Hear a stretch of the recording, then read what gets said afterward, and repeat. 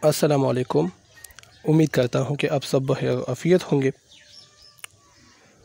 आज के इस लेक्चर में हम कुछ चीज़ें आपके साथ शेयर करेंगे। बहुत ही अहम लेक्चर है। इसमें हम हथमा, सख्ता, सवालिया, निदाइया, कोसेन, वावेन, ये जितनी भी चीज़ें हैं जो कि इबारत के अंदर इसका इस्तेमाल होता है, आज हम इसको समझने की कोशिश करेंगे कि इसका क्या मतलब होता है और इन अलामतों के नाम क्या है। हथमा जिसको अंग्रेज़ी में फुल स्टॉप कहते हैं, अंग्रेज़ी में एक छोटा सा डॉट लगाया जाता है जब जुमला कंप्लीट होता है, तो उसको फुल स्टॉप कहते हैं। इसको देखें तो उर्दू में ख़त्मा इसको कहते हैं। ख़त्मा यानी जुमले का ख़त्मा हो चुका है, तो यह हम ये डैश लगाते हैं जुमले के हाथ में पर। मसलन आज ईद का दिन है, देखिए जुमला ख़त्म, तो बस आखिर में हमने ख़त्मा लगा लिया। सख्ता ये वही है जिसको कामा कहते हैं उर्दू में, इंग्लिश में। छोटा और मुख्तसर वक्फ़ा जब हम करते हैं तो उस वक्त ये अलामत इस्तेमाल होती है। मसलन अकरम, अनवर, असलम और अहमद कल कराची जाएंगे, तो देखिए छोटे वक्फ़े के लिए जब आप जुमला पढ़ेंगे और वहाँ पर ये अलामत हो तो आप मुख्तसर वक्फ़ा करेंगे, जिस तरह के मैंने पढ़ा। देखिए अकरम, अनवर, असलम और अहमद कल कराची जाएंगे। सवाल जब पूछा जाता है तो उस वक्त ये अलामत इस्तेमाल होती है। मसलन आपको कौन सा फल पसंद है, आप कहाँ जा रहे हो, तो जब सवालिया जुमला हो, ऐसा जुमला जिसमें सवाल पूछा जाए, तो आखिर में फिर ये अलामत लगाई जाती है, सवालिया निशान। वक्फ़ नाकिस ये ज़्यादा ताकीद के लिए इस्तेमाल होता है।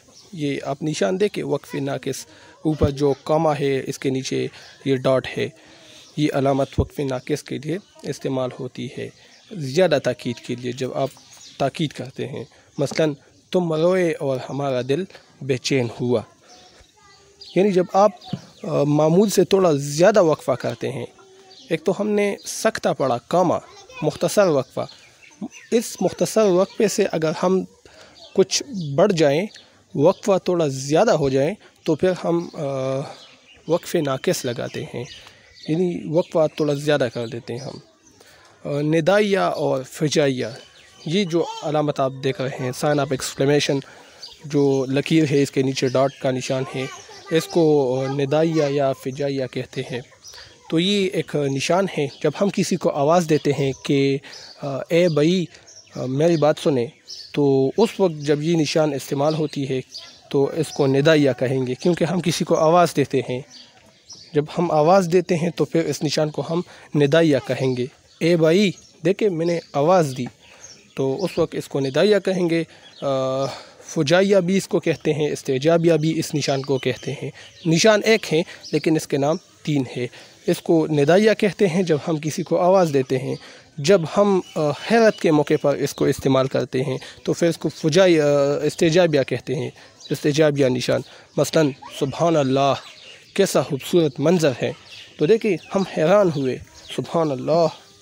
तो उस वक्त जब ये निशान इस्तेमाल होती है, ये अलामत, तो फिर इसको हम इस्तेजाबिया कहेंगे। और इस अलामत को फुजाइया भी कहते हैं। गम खुशी के मौका पर जब हम इस्तेमाल करते हैं, या किसी को ख़बरदार करने के लिए, मसलन ख़बरदार ऐसी हरकत ना करना, तो उस वक्त इस अलामत को हम फुजाइया कहेंगे। कोसेन जिसको ब्रैकेट कहते हैं, पैरेंथेसिस ब्रैकेट अंग्रेज़ी में, तो जब ये इबारत में आता है, ये अलामत, इसके अंदर जो अल्फाज लिखे होते हैं, अगर हम उसको जुमले से निकालें तब भी जुमले पर कुछ असर नहीं पड़ता। यानी एक जुमला है, उसके अंदर कोसेन का इस्तेमाल हुआ है, ब्रैकेट का, तो अगर ब्रैकेट के अंदर जितने भी अल्फाज हैं उसको हम निकालें उस जुमले से, फिर भी जुमले पर कुछ फ़र्क नहीं पड़ता। मसलन अशरफ अली, देखिए मिसाल लिखी है, अशरफ अली मरहूम बड़े अच्छे इंसान थे। अगर इस मरहूम को जो ब्रैकेट में बना है, जो रेड मार्कर से लिया गया है, आप देखें, अगर इसको हम निकालें तब भी जुमले पर कुछ असर नहीं पड़ता। देखें अशरफ अली बड़े अच्छे इंसान थे, मरहूम लफ्ज़ मैंने निकाला जो ब्रैकेट में बनता, फिर भी वही जुमला है। तो ये कोसेन یہ جملے میں اس کا اسی طرح استعمال ہوتا ہے۔ واوین، واوین آپ دیکھیں دو کامیں ہوتے ہیں، ایک طرف دو کامیں دوسری طرف، تو کسی کا قول نقل کرنے کے لیے ہم واوین کا استعمال کرتے ہیں، یعنی کسی نے جو لکھا ہے ایز اٹ از وہی باتیں ہم واوین میں لکھتے ہیں، اس میں ہم اپنی طرف سے کچھ تبدیلی نہیں کریں گے۔ مثلا نبی اکرم صلی اللہ علیہ وسلم کا ارشاد ہے، تم میں سے بہترین وہ ہے جس کے اخلاق اچھے ہو۔ یہ ہمارے نبی صلی اللہ علیہ وسلم کے الفاظ ہیں، وہی الفاظ ہم نے ایز اٹ از یہاں لکھے ہیں، تو اس کو پھر ہم واوین میں بند کریں گے، واوین میں، ٹھیک ہے کہ اسی ہی کے الفاظ ہیں۔ علامت شعر، علامت شعر یہ نشان دے کہ جب کوئی شعر آپ پڑھتے ہیں کسی کتاب میں تو آپ نے دیکھا ہوگا کہ اس کے ساتھ یہ علامت ہوتی ہے، علامت شعر کی علامت۔ یہ شعر کا حوالہ دینے کے لیے استعمال کیا جاتا ہے کہ یہ شعر ہے جب یہ علامت ہوتی ہے۔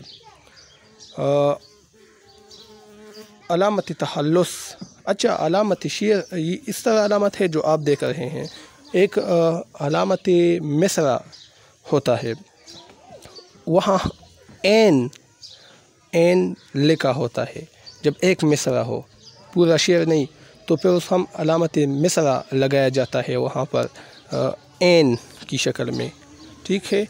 علامت تخلص، یہ بت کا نشان دیکھے، یہ تخلص کی علامت ہے، شاعر جب کسی غزل نظم کے آخر شعر میں تخلص استعمال کرتا ہے تو اس کے اوپر یہ نشان ہوتی ہے، اس کو بت کا نشان کہتے ہیں، ٹھیک ہے۔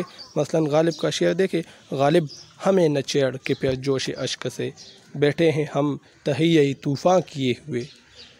یہ غالب کی غزل کا آخری شعر ہے جس میں غالب نے اپنا تخلص استعمال کیا ہے اور اس کے اوپر یہ نشان ہے اور اس نشان کو علامت تخلص کہا جاتا ہے۔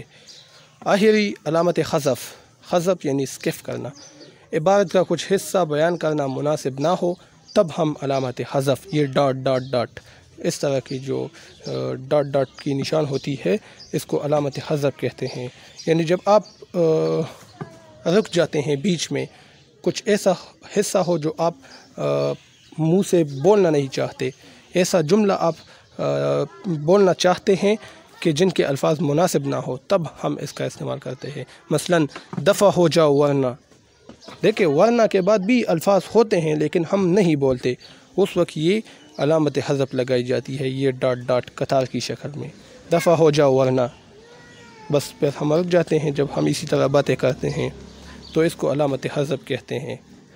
تو یہ چند نشانات، ان کے نام، ان کا استعمال، یہ میں نے آپ کے ساتھ شیئر کیا ہے، امید کرتا ہوں کہ آپ اس کو سمجھ چکے ہوں گے۔ نیکسٹ لیکچر میں ملیں گے، مجھے اجازت دیجیے، اللہ حافظ۔